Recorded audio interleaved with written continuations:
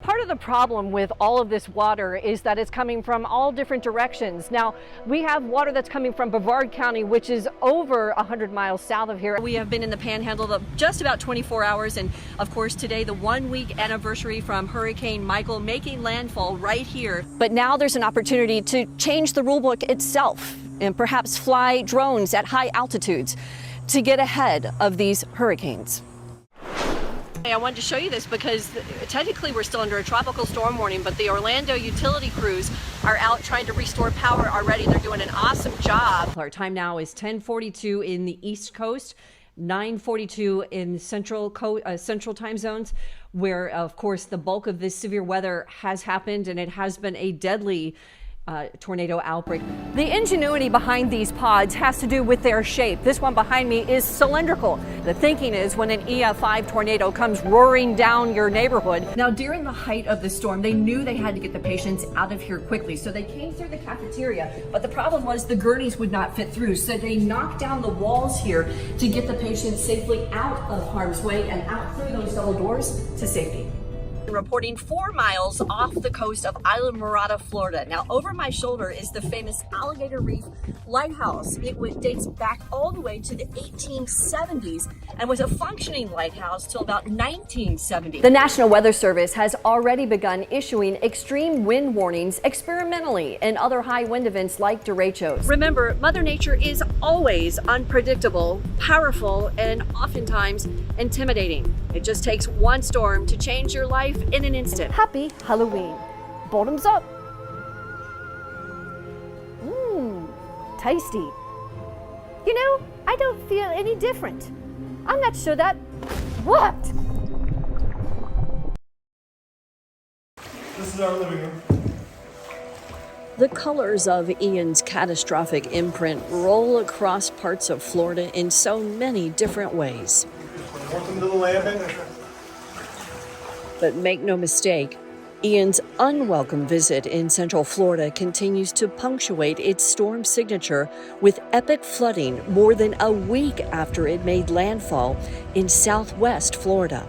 We saw flood lines. We knew that it was going to come. The flood lines were down at the bottom of my window, which is here. So we never thought that much more would ever happen. You want to do a dump real quick on the trailer? We can. Yeah. These families are veteran hurricane survivors. They've weathered Faye, Charlie, and then Irma. That has never flooded. It's here. That has never flooded. And right now it's about 3 feet over the land. And my concern right now is the wind-driven chop on the lake busting out my windows and getting more damage into the house. But Ian would leave all of them, well, stunned and speechless.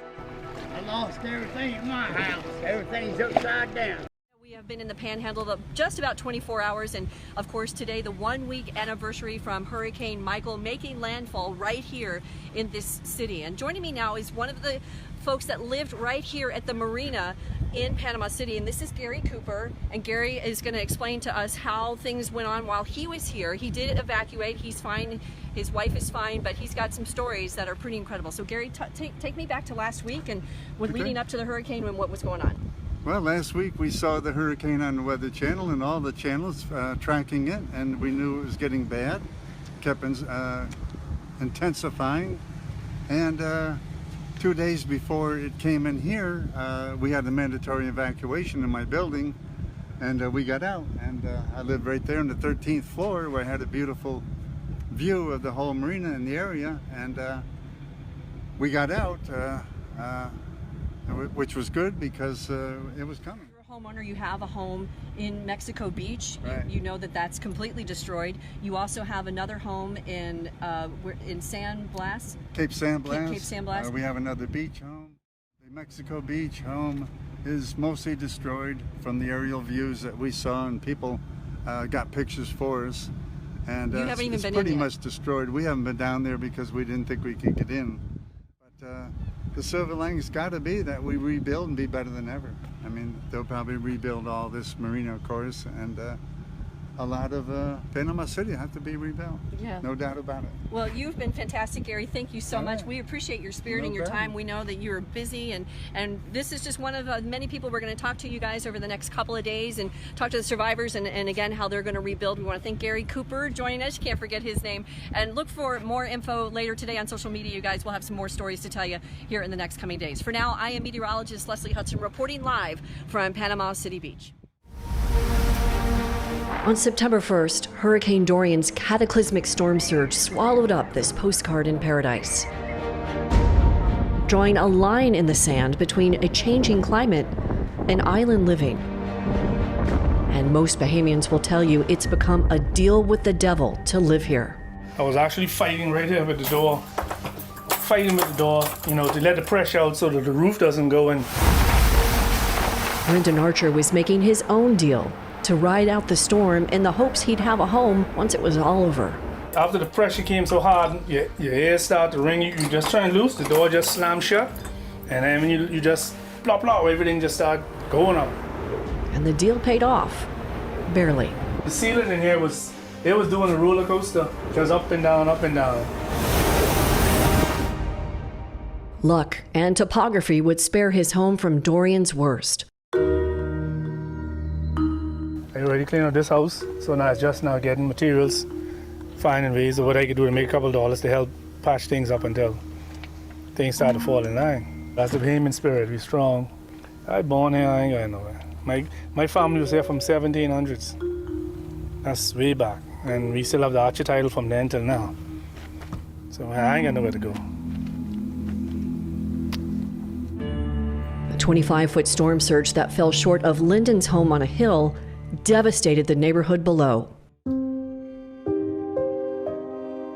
The Mud was a shanty town built on top of an old lake that flooded into a mountain of mud. It was the most vulnerable spot to ride out the storm, and it's where most of the people died.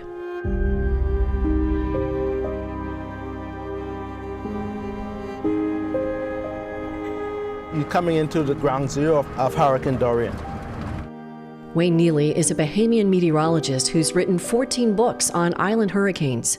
He's considered the foremost hurricane hunter in this part of the world. He's come to Marsh Harbor to hunt down Dorian's DNA. As we walk through this, you hear the crunch.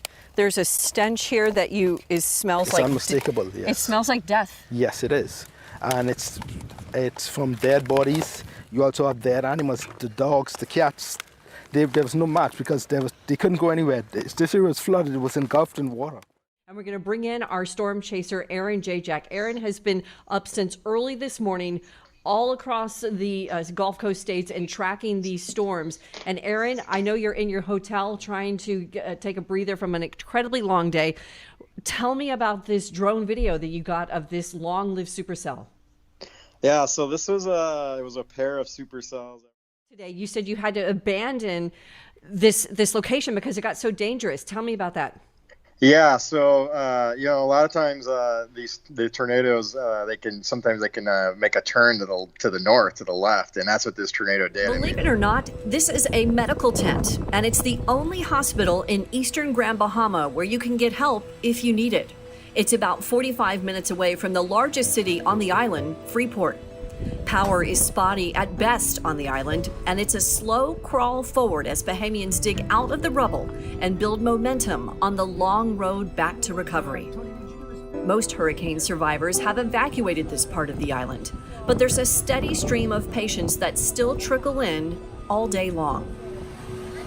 Yeah?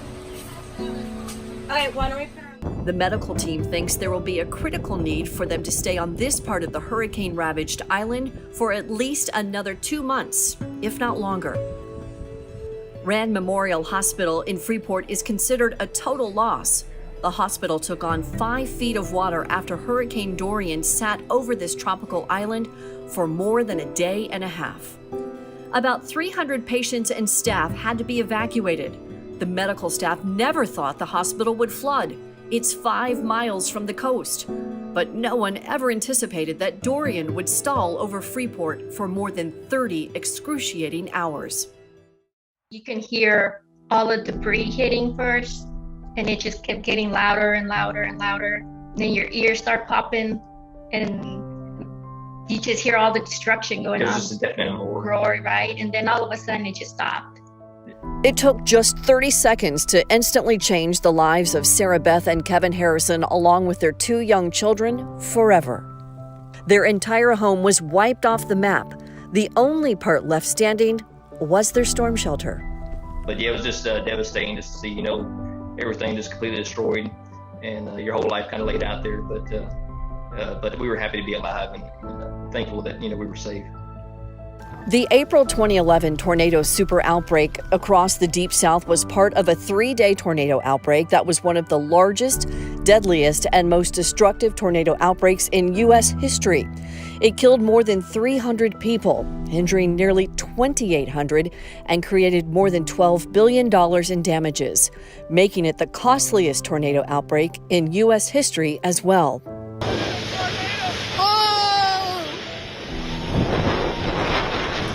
All told, there were 343 tornadoes over that 3-day period, with 207 tornadoes on April 27th alone. 4 of those tornadoes were EF5s, the most deadly. The last decade has featured season after season of multiple tornado outbreaks. Just this year alone, there have been nearly 200 tornadoes on the ground, and 12 people have been killed. And since St. Patrick's Day, there have been 2 large-scale tornado outbreaks in the southeast, with over 65 tornadoes in less than 10 days. So in a season of more tornadoes and more victims in their paths, experts across the country are venturing into the storms to figure out what makes you and your home most vulnerable.